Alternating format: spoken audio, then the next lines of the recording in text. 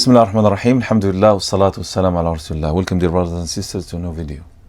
We learn in Ramadan that there is no harm in a believer increasing their devotion to acts of obedience during the seasons of goodness, when good deeds are multiplied.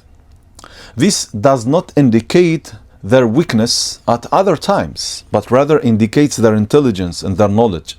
The Messenger of Allah sallallahu alaihi wasallam would exert himself in worship during Ramadan as he did not exert himself at other times. And in the last 10 nights and last 10 days of it, he would exert himself as he did not exert himself at other times in Ramadan. Hadith reported by Imam Muslim. So in this hadith, the praiseworthy variation, the Messenger sallallahu alaihi wasallam, as we mentioned in the previous hadith, would exert himself in worship in Ramadan as he did not do so in other times, and he exert himself sallallahu alaihi wasallam in the last 10 nights as he did not do in other days in the month of Ramadan. So these are two levels of exertion or ijtihad. Exertion in Ramadan more than at other times, and exertion in the last 10 days and last 10 nights more than in the rest of Ramadan itself. The prophetic role model. The Prophet ﷺ is the most perfect of creation and the most beloved to Allah. Yet, he varied his levels of worship at different times. The clear message: what is required is not to be on the same level of intensity throughout the entire year. What is required is to invest in seasons according to their virtue. Secondly, why variation? The wisdom of Allah subhanahu wa ta'ala in His creation, the principle of gradual progression.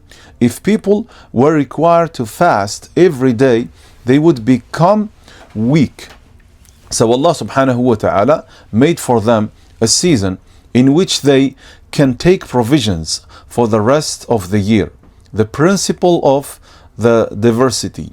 Just as places differ in virtue, for example, the Masjid Al-Haram and the Masjid Al-Nabawi and the Masjid Al-Aqsa do times, Ramadan and Laylatul Qadr and other times. So this diversifies worship and words of burden. The principle of the intensive effort.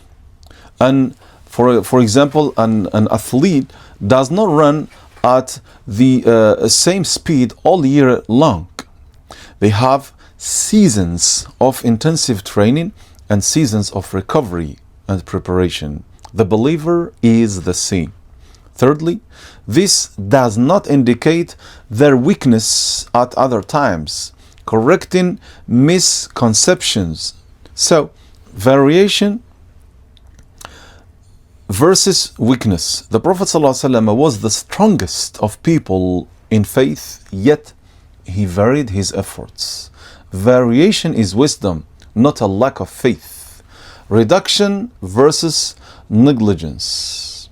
There is a difference between the legitimate reduction, which is takhfif, and the blameworthy negligence, which is tafrit. The legitimate reduction, performing obligatory deeds with khushu', humility, and leaving some supererogatory nawafil acts.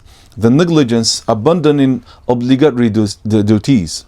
Seasons do not abolish fundamentals. Ramadan increases worship, but it does not abolish the obligatory prayers and zakah and good character. After Ramadan, you return to the path of the perpetual obedience. Fourthly, indicates their intelligence and knowledge. This was our statement in the beginning of the video.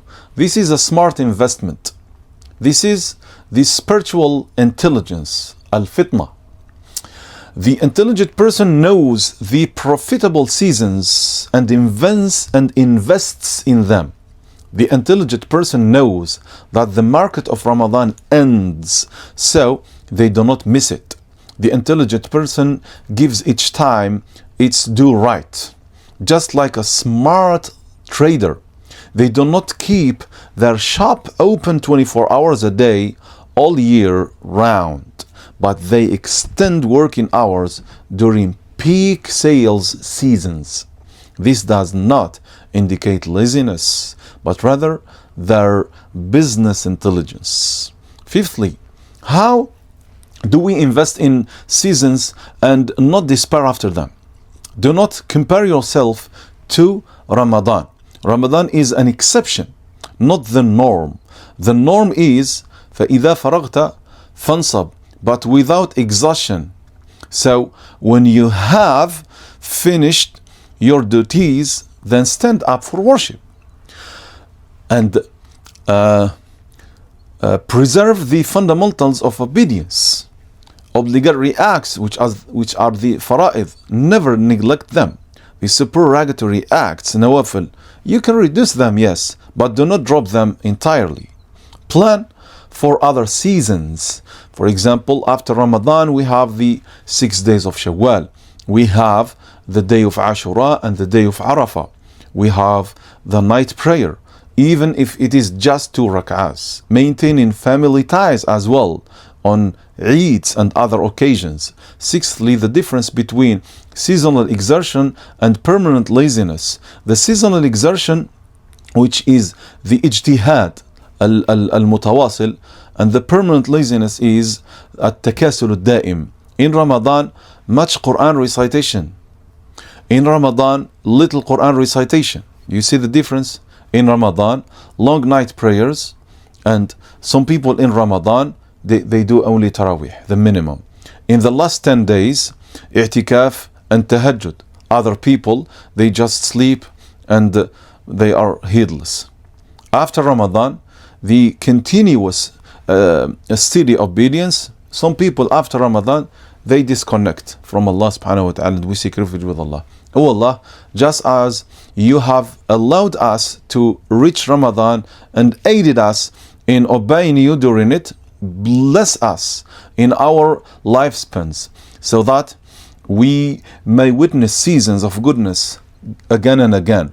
Accept our efforts and forgive our shortcomings. Ameen. Wassalamu alaikum wa rahmatullahi wa barakatuh.